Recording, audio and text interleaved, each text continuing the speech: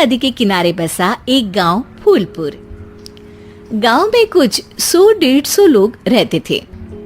अंजलि, जो कि पास ही के जिले में रहती थी और 12वीं पास कर चुकी थी, उसके पिताजी ने बेटी को जल्दी विदा करने के लिए उसकी शादी फूलपुर गांव के मुकेश से करवा दी थी। मुकेश कभी स्कूल नहीं गया था और इस कारण वो पढ़ा लिखा नहीं था और बाकी गांव वालों की हालत भी मुकेश जैसी ही थी। मुकेश के घर में उसके माता पिता भी रहते थे। सासू माँ, मैं बाहर मंदिर तक जा रही हूँ, आधे घंटे में आ जाऊंगी। अरे अभी कहीं जाने की जरूरत नहीं है, चुपचाप जाके रसोई में रात के खाने की तैयारी करो। और ये घूंघट क्यों हटा लिया है तुमने? क्या पता नहीं कि इस गांव में औरतें बिना घूंघट के नहीं रहती। रात में अंजलि छत पर जाकर अपनी मम्मी से बात कर रही होती है।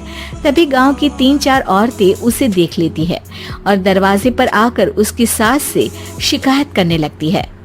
और क्या हुआ? अरे छत पे तो देखो, आपकी बहू मटक मटक के किसी से फोन पर बात कर रही है। दिन भर फोन पे लगी रहती है। अरे कल तो मंदिर के पास वो क्या कहते हैं, सेल्फी ले रही थी।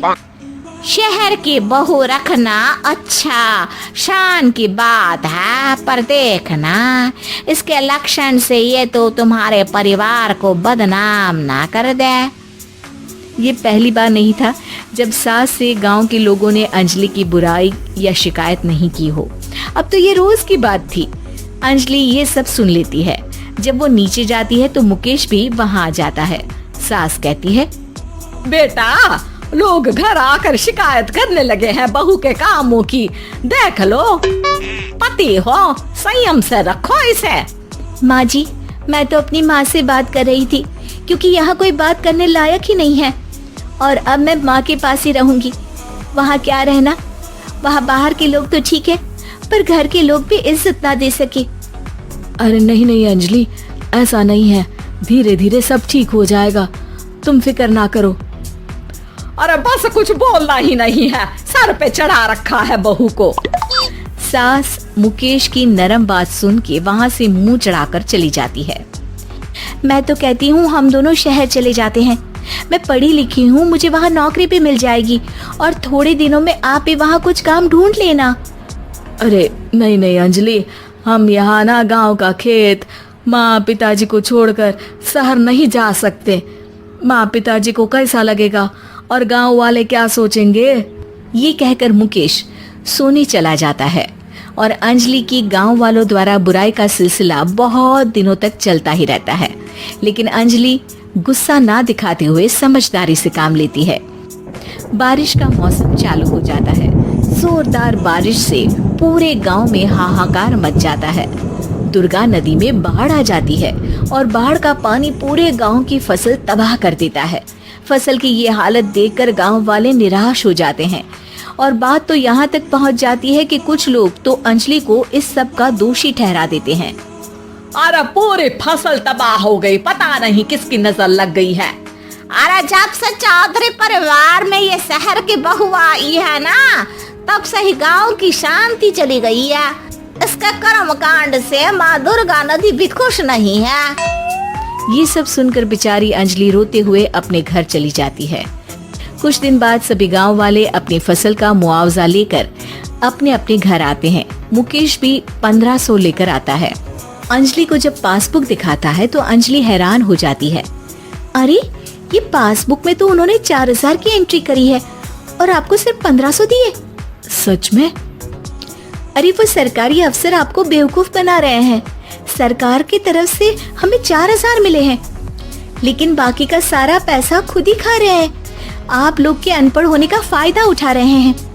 ये सब सुनकर मुकेश परेशान हो जाता है लेकिन अंजलि उसे हिम्मत से काम लेने को कहती है और सुबह होते ही मुकेश को पंचायत कार्यालय ले जाती है और साथ में गांव के और लोगों को भी।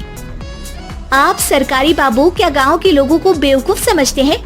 आपको क्या लगता है ये पढ़े लिखे नहीं है तो आप कुछ भी मनमानी करेंगे? ये बेचारे दिन रात इतनी मेहनत करते हैं, ये हमारे अन्नदाता हैं और आप इनके साथ ऐसा धोखा करते हैं। अरे क्या बके जा रही है ये लड़की, किस धोखे की बात कर रही है? अपने कांड करके नदी माँ को नाराज करके हमारा नुकसान करके इसे चैन नहीं मिला क्या? सरपंच जी, इन सरकारी बाबू ने मुझे बेवकूफ बनाया है और मेरे हिस्से के पैसे खुद चट कर गए। बस ये सुनते ही सरपंच वहां से दुम दबाकर भाग जाता है। पता चलता है कि जनपद अधिकारियों ने गांव के सरपंच के साथ मिलकर सबके साथ धोखा किया है। सब लोगों का विरोध शुरू हो जाता है और आखिर में अधिकारी सब गांव वालों के हिस्सों के बचे हुए पैसे उन्हें लौटा देते हैं और कई दिन तक सरपंच गांव में लौटता ही नहीं। अंजलि, तुम नहीं होती तो हम गांव वालों को तो पता ही नहीं चलता कि ये हमें हर बार बेवकूफ बनाते हैं। हाँ हाँ अंजलि बेटी, हमें माफ कर दो। हम सब तुम्हें बुरा भला कहते रहे, लेकिन तुमने ही आज हमें बेवकूफ बनाने से बचाया है। हमें तुम पर गर्व है बेटी। अब समझ आया कि सरपंच तुमसे नहीं, तुम्हारे पढ़े लिखे होने से नफरत करता था। क्यों ना इस बार हम अंजलि को ही सरपंच पद के लिए चुन ले? क्या कहते हो गांव वालों? पढ़ी लिखी सरपंच। बस पूरा गांव अंजलि के लिए ताली बजाता है और अंजलि की सास उसे खुशी से गले लगा लेती है।